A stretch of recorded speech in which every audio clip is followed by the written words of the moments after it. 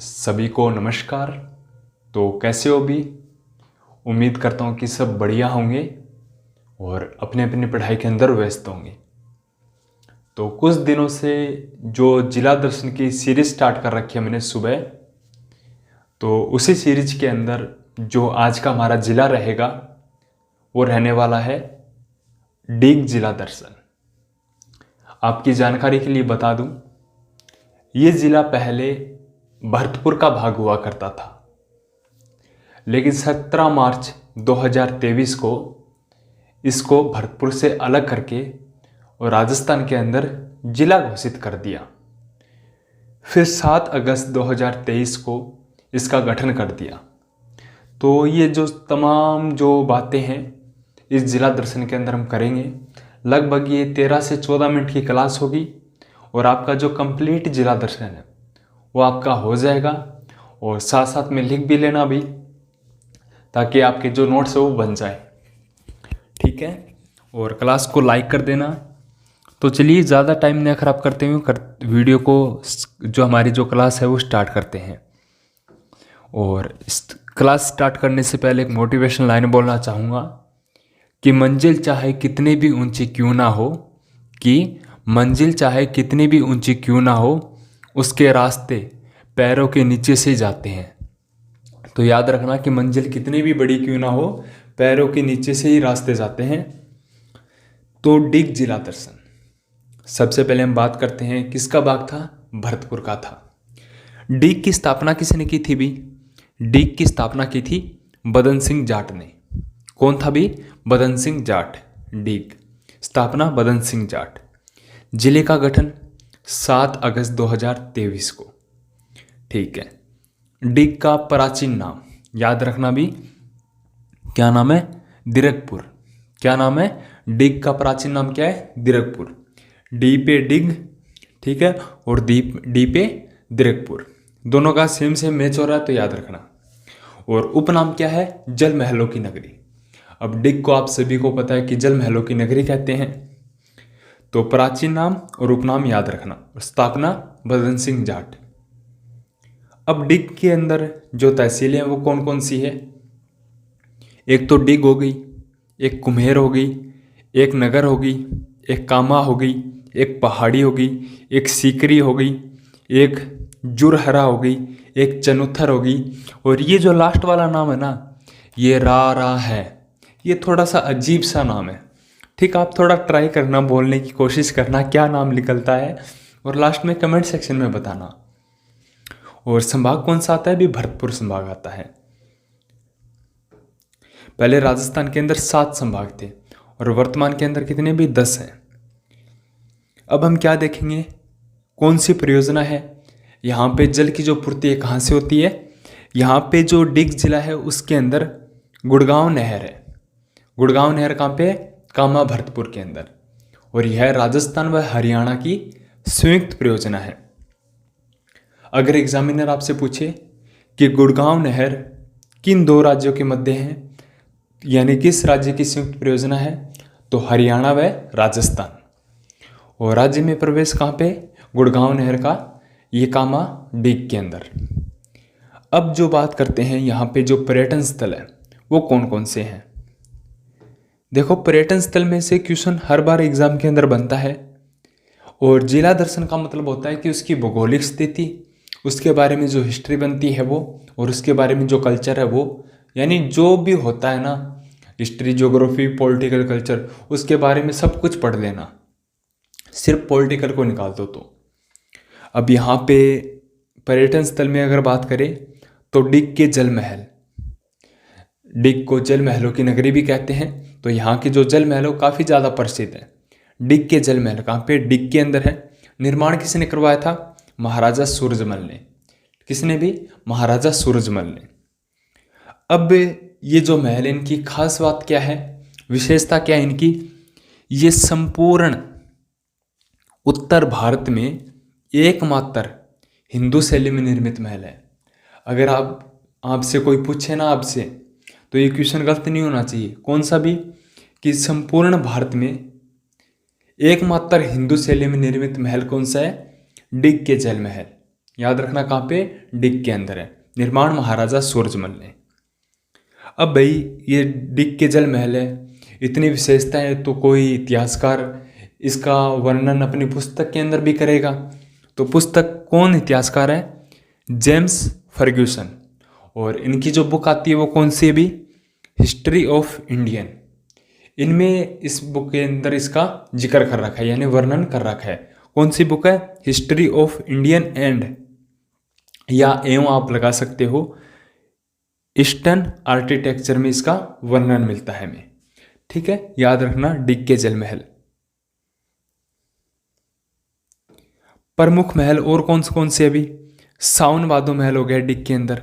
ठीक है, याद रखना भी सावन भादो से संबंधित जो भी फैक्ट है वो कल आ जाएंगे आपके सामने। लेकिन यहाँ पे जो सावन भादो महल कहाँ पे, डिग के अंदर है। किसान भवन है, नंद भवन है, ये कहाँ पे, सभी डिग के अंदर है। गोपाल भवन जो कि डिग का सबसे बड़ा महल है। ठीक है, अगर एग्जामिनर आपसे पूछे कि डिग का सबसे बड़ा महल कौन सा है, तो गोपाल भवन है। अब बात करते हैं जो डिग के अंदर जो किला है वो कौन सा है, भी दुर्ग कौन सा है, फोर्ट कौन सा है, तो डिग का किला। कहां पे, भी डिग के अंदर है। सॉरी, यहां पे जो डिग का किला है इसका निर्माण किसने करवाया था, महाराजा सूरजमल ने। किसने भी, महाराजा सूरजमल ने। और ये जो आपकी जो क्लास रिकॉर्ड हो रही है ना, ये मैं नाइट में करता हूँ, लगभग कभी तो 10:30 बजे या कभी रात को 11 बजे। ठीक है, थोड़ा सा वो इशू आवाज़ वगैरह का बाहर का साउंड ना आए, इसलिए नाइट में करता हूँ। तो आप भी थोड़ी मेहनत जरूर करना, इस क्लास को शेयर कर देना, लाइक कर देना, शेयर कर देना, कमेंट कर देना बढ़िया सा। ठीक है, जितना हो सके उतना कर देना। अब ये जो डिग के किले हैं या दुर्ग है, इनमें नूरजहां का झूला स्थित है। ठीक है, अभी नूरजहां का झूला कौन से जिले के अंदर है, डिग के अंदर है। नूरजहां का झूला कहाँ पे, डिग के अंदर है। यहाँ पे एक और भी फोर्ट है, कुम्हेर दुर्ग। कहाँ पे, भी डिग के अंदर है कुम्हेर दुर्ग। अब बोलते हैं ना राजस्थान के अंदर 200 कितने दुर्ग है, भारत के अंदर सबसे ज़्यादा दुर्ग राजस्थान और मध्य प्रदेश के अंदर है। तो अब जो 50 जिले हो गए ना, तो हर जिले के अंदर 2 से 3 दुर्ग मिलेंगे आपको देखने को। ठीक है ना, तो राजस्थान के अंदर बहुत सारे दुर्ग है। अब पता चलेगा नाम कौन कौन से हैं। कुम्हेर दुर्ग कहाँ पे, डिग के अंदर है। यहाँ पे जो ये जो कुम्हेर नामक स्थान है ना, ये भरतपुर शासकों की राजधानी भी रही है। भी याद रखना, भरतपुर शासकों की राजधानी भी रही है।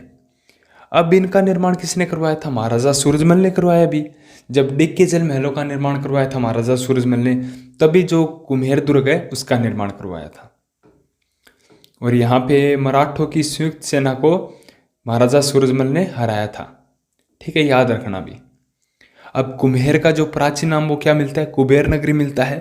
कामा का प्राचीन नाम क्या मिलता है, वराहपुर मिलता है। ये जो प्राचीन नाम है ना, इनमें गड़बड़ी नहीं होनी चाहिए। 3 से 4 दिन बाद में जितने भी 50 जिले हैं उनके प्राचीन नाम, जितने भी उपनाम है, वो आपको 2 वीडियो के अंदर देखने को मिलेंगे। ठीक है ना, देखो फिर से बता देता हूँ। कुम्हेर का जो प्राचीन नाम क्या है, कुबेर नगरी है। कामा का जो प्राचीन नाम है वो क्या है, वराहपुर है। और यहाँ पे क्या है भी, 84 खंभों का मंदिर है। और 84 खंभों के क्षेत्र कहाँ पे, बूंदी के अंदर है। 84 खंभों का मंदिर कहाँ पे, डिग के अंदर है। 84 खंभों का मंदिर कहाँ पे, डिग के अंदर है। जल महलों की नगरी किसे कहा जाता है, डिग को कहा जाता है। अब यहाँ पे एक और मंदिर है भी, गोकुलचंद मंदिर, जो वल्लभ संप्रदाय का मंदिर है। याद रखना भी, गोकुलचंद मंदिर किस संप्रदाय का, वल्लभ संप्रदाय का। याद रखो तो रख लेना, वैसे कोई जरूरी नहीं है।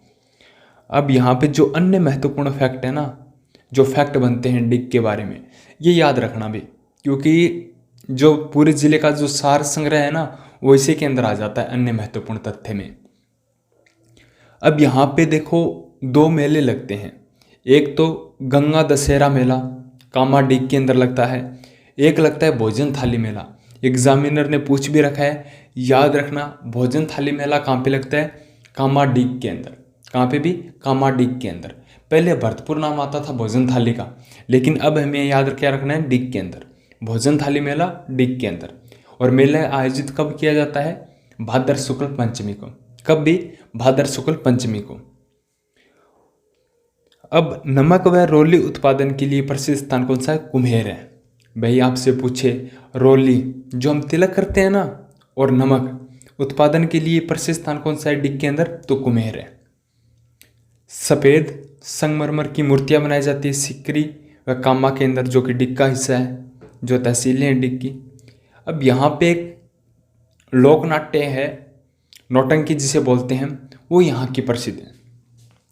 तो नौटंकी की शुरुआत यहाँ पे किसने की थी, भूरेलाल ने, और इनका संबंध कहाँ से, डिग से है। ठीक है, और यहाँ की क्या प्रसिद्ध है अभी, हाथरस नौटंकी है। एग्जामिनर अगर आपसे पूछे ना घुमा फिरा के अगर सवाल, तो जो राजस्थान की जो जनता है ना, जो स्टूडेंट है, वो 50% गलत करके आएंगे। अगर आपसे पूछे हाथरस नौटंकी कहाँ की प्रसिद्ध है, ऑप्शन ए भरतपुर, ये सही भाई, ये हमारा सही हो गया 1 नंबर। लेकिन जब बाहर आके देखेंगे ना, मिलान करेंगे, तो वो क्या होगा, 1 नंबर कटेगा हमारा। क्यों भी, क्योंकि आज तक ये पढ़ रखा है कि भरतपुर के अंदर है, लेकिन नहीं, अब हमें क्या पढ़ना है, डिग के अंदर है। हाथरस नौटंकी कहाँ पे, डिग के अंदर है।